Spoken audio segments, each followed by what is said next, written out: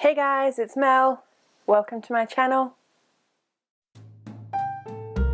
In today's video, I'm going to review Esme's Wish by Elizabeth Foster. This is my first BookTube book review, so I'm really excited to share that with you guys. During November, I was approached by a representative from Odyssey Books, which is an Australian independent publisher, asking me if I would be interested in reading and reviewing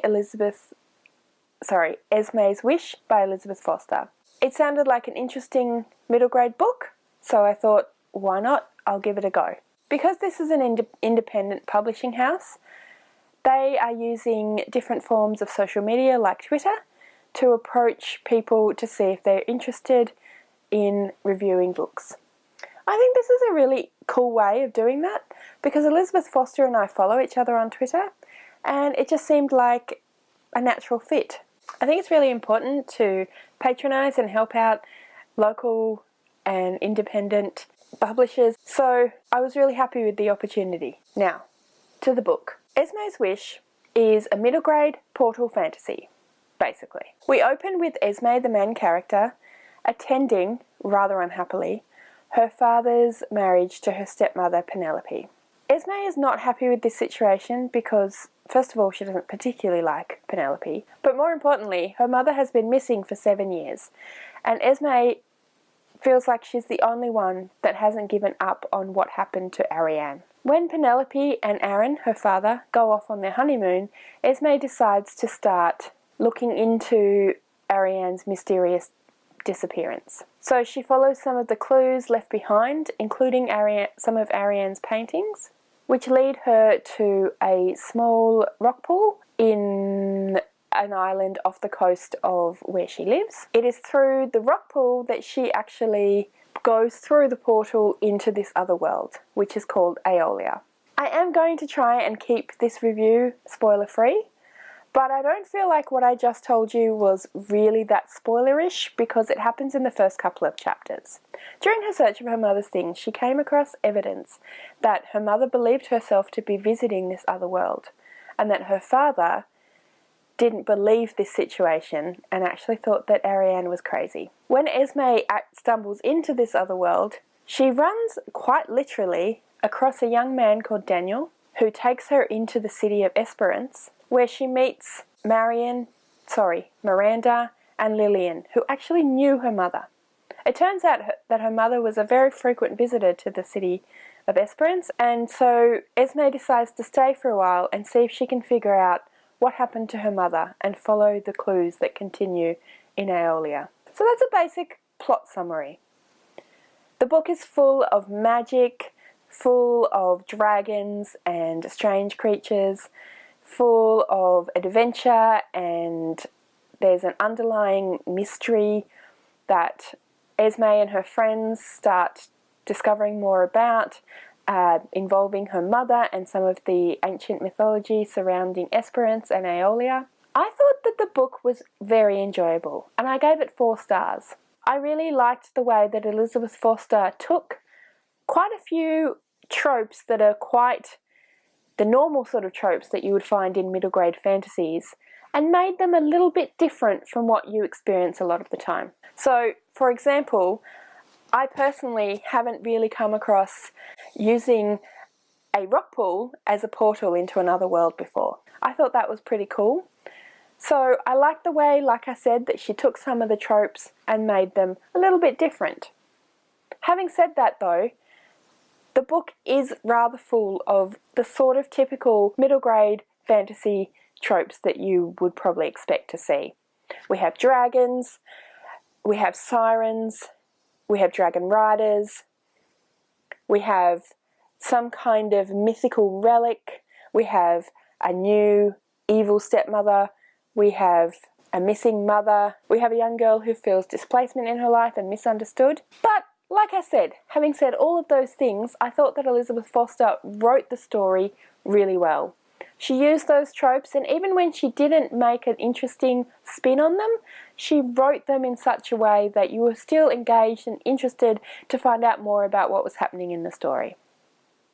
I like the characters, the 3 main characters of Esme, Daniel and Lillian, although once again, I find it very convenient that Esme literally ran into Daniel when she first arrived in Esperance, and Daniel then took her into Esperance, and then literally they ran into Lillian, who Daniel happened to have been friends with a while ago and who happened to have known her mother. It was a little bit convenient, but when it comes to middle grade fantasy, that doesn't really bother me very much.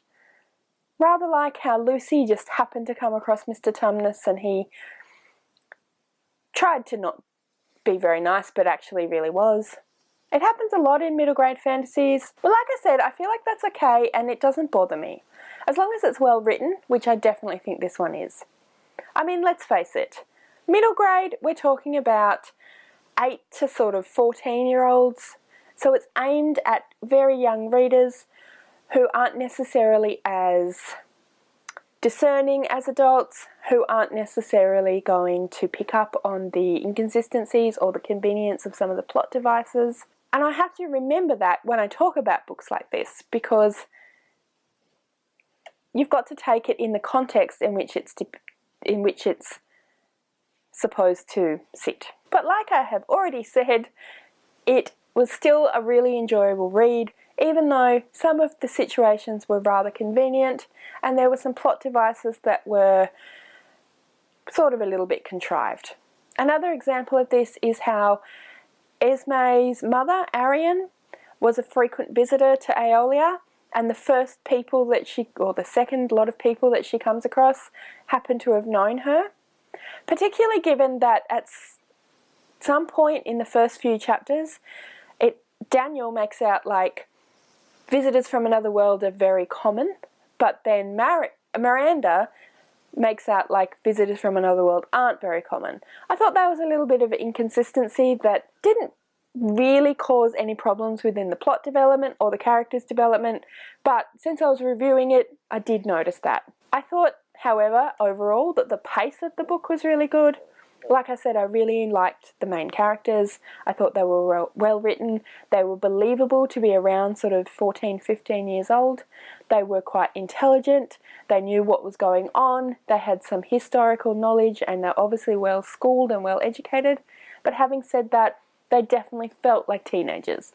So I think that's a really good thumbs up for Elizabeth Foster. I think it would be quite difficult to write about a teenager when you are very much not anymore a teenager. So I think she did a great job. As I just said, I thought the pacing of the story was really good. I thought we got from the various different pieces of the puzzle that Esme was finding at a nice clip. I thought Elizabeth Foster did that really well and had us finding out different elements of the story and the mystery around Ariane and some of the other stuff that was going on in Aeolia really well. And the ending was really great. I thought that it worked beautifully. It was adventurous, it was fantastical, it involved magic, it involved friendship. In fact, that's pretty much what the whole story did involve. Friendship, magic, adventure, everything that you want in a really good middle grade fantasy book. As far as the magic goes, I really liked the way that Elizabeth Foster created her magic system. What she basically has is that each person has a particular gift that allows them to do some type of magical thing. Everybody's gift starts becoming apparent at some point through their teenage years, and most people have gifts. They're not all the same, although obviously there are people who have quite similar gifts. If you've read Kristen Cashaw's Graceling or any of those books, I think that you will like Esme's Wish because that aspect, the gift aspect of it, was quite similar. Overall, I thought this was a really, really great middle grade fantasy book and I really enjoyed my time reading it. There were just a few little things, like I said, predominantly because I am not the intended audience, that kept me from giving it 5 stars, but I really did enjoy it. And if you like middle grade fantasy stories, or if you know any teenagers or children that like middle grade fantasy stories, I really recommend that you read it or give it to them to read. I'm actually quite excited to read this story when and if I have any ongoing teaching work this year, because I know a lot of children that I think will really enjoy it. So I'd like to say a really big thank you to Elizabeth Foster for giving me the opportunity of reading and reviewing her book. I know there is another book that comes after Esme's Wish, which I believe is called Esme's Gift, and I'm quite excited to read that one as well. Anyway guys, that's the end of this particular review. Thank you so much for watching. If you have any thoughts about this book, you're interested to read it, or anything else really at all, please comment below. I'd love to chat with you. Like I said, thanks so much for watching. If you like this video, please give me a thumbs up. Consider subscribing to my channel, and I'll see you later.